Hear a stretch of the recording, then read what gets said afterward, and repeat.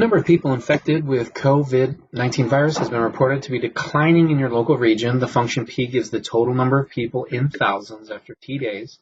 What is the best interpretation for the following statement? The slope of the line tangent to the graph of P, that function, at t equals 4 is equal to negative 0.75.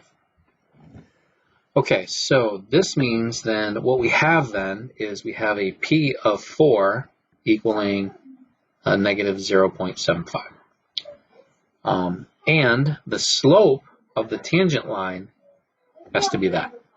So what they're asking is just to interpret the derivative. And so this means then at time equals 4. So this is at 4 days. Okay, so let's actually write this over here. At 4 days, okay, as soon as we have a derivative, we know that this is a rate. Okay, so this is going to be the number of people per day. Okay, people per day. And so if after 4 days it looks like this is decreasing at 0.75 people per day. Now obviously that doesn't make sense because the people actually are represented in thousands. So we would move this decimal place over 1, 2, 3. That would be 750. So after 4 days, the number of people infected,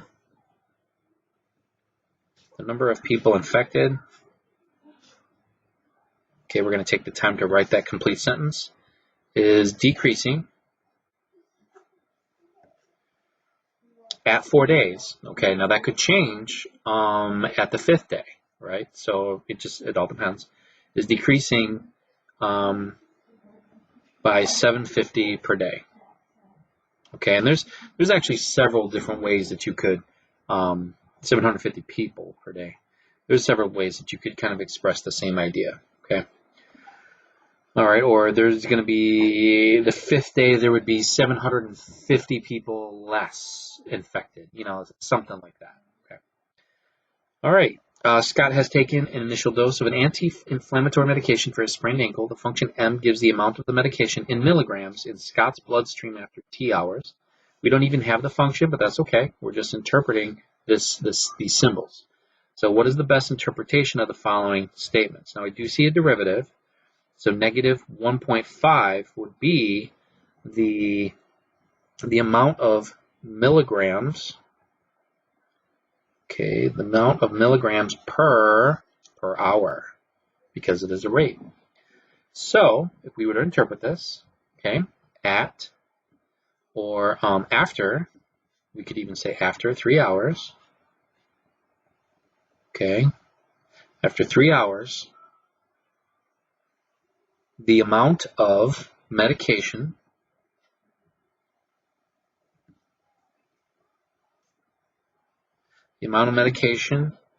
is decreasing. I'm trying to write quickly. I'm actually messing up. Is decreasing by 1.5 milligrams per hour. Okay. Okay, now we don't have, and that's totally good enough. Now we have an inverse of the function, so now we've swapped the inputs and outputs. So this used to be hours, this was milligrams, so now this is milligrams, this is hours. So what we're saying then is, and there's a couple different ways you could say this, the amount of medication, the amount of medication of meds in Scott's bloodstream, in Scott, will be 14 milligrams after 3 hours, or at 3 hours. Okay, but if we say after 3 hours, that makes a lot more sense. Okay, because we have swapped the inputs and outputs here with an inverse. Okay. All right, the cost in C in dollars to transcribe P pages of a legal document for a law firm. What is the best interpretation of this guy? All right, so our input is pages, and our C is money. So that's clearer. I put in the number of pages, and I will get this. So this means then there's also a couple different ways to explain this. That if okay, let's just go the cost of transcribing, which is just typing out somebody's notes.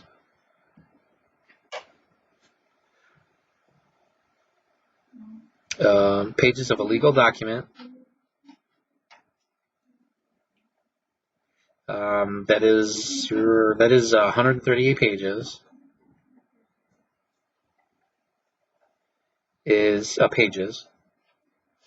increasing at a rate of $5.25 per page. Okay, so you could say then that if I wanted to get the 139th page, it's going to cost me $5.25 more. Okay, so that is that's another way to actually say the derivative. What is the cost of getting that next one? Okay, sometimes it's called the marginal cost. What is the cost of the next one? Because that's the next value that your slope is going to produce. Okay. Okay. These are always interesting.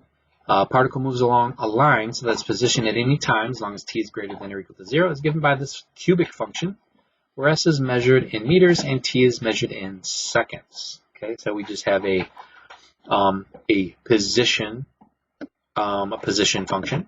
We're going to find the instantaneous velocity. So that would be, for any time t, well, that's great. So that would actually just be the derivative. And you could do that. Okay, and we would just see the 3 comes down. That becomes t squared minus 8t plus 15. And there we go. That's it. That's for all time t, or any time t. B, when is the particle at rest? Okay, well, if it's at rest, that means that the velocity went to 0. So we're not setting the position to 0, we're setting the velocity to 0. Okay, and we know how to do that. Okay, Algebra 2 does this almost on a daily basis. All right, we're going to factor this guy. So we want factors of 15 that add up to -8. And that would be -5 and -3. So t equals 5 and 3. And those guys are good. There's no negative numbers there. And yeah, it looks like this guy, he's a cubic, so he can be at rest a couple times. And that would be fine. So our answer then is at 5 seconds and 3 seconds. And you would probably put 3 seconds first because that did happen first. And then 5. All right, what is the acceleration? Well, that would be the derivative of the velocity. We know this. So 2t minus 8 is the derivative of this quadratic function. And what is the displacement of the particle for the first 5 seconds? Okay, so when we say displacement, what we're getting at here is we want to know how far did it travel.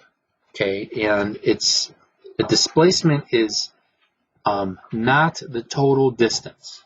Okay, the total distance would be, we'd need the graph. Okay, so displacement would mean, like, where do we end up?